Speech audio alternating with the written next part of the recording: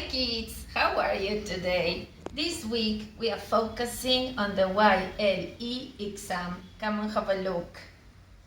This is a checklist of what you need to know.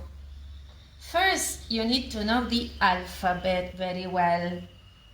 Numbers, colors, days of the week, months and seasons, prepositions, question words, tenses, vocabulary, grammar points, and names of people. This is what you need to know. The items of vocabulary: toys, animals, body, clothes, family, food and drinks, health, home, school, sports, transport, weather, and work. and work. These are the tenses you need to be familiar with. Present continuous for an action now with ing. Simple present with super S for habits and routines. Simple past, past continuous, present perfect, and going to future. You need to remember this. We use a before a consonant and before a vowel.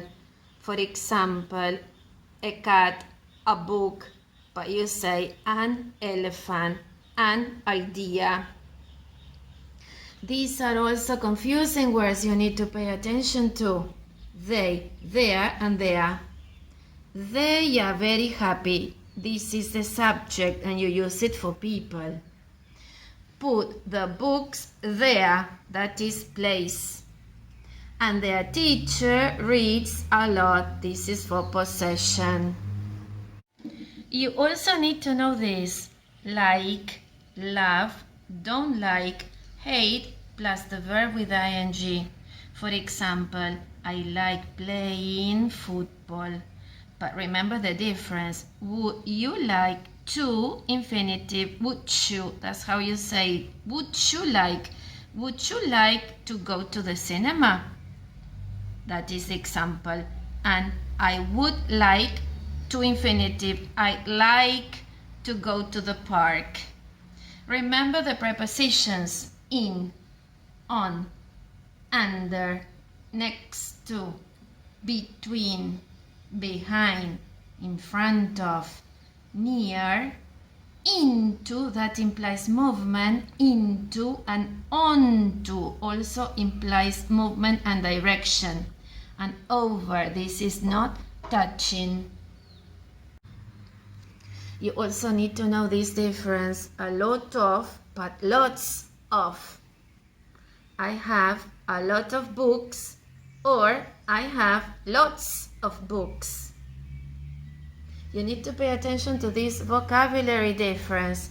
Look at the hair of these people when talking about physical description: straight hair, curly hair, and wavy hair.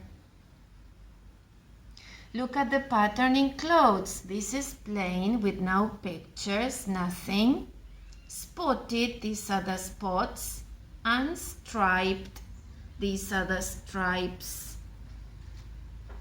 You need to know question words very well. Who for people, what for objects or animals, when for the time, where for places, which when you have to choose, you have to select, how often for frequency, once, twice, always, never, sometimes, usually, how many when you have to count, and how old for your age.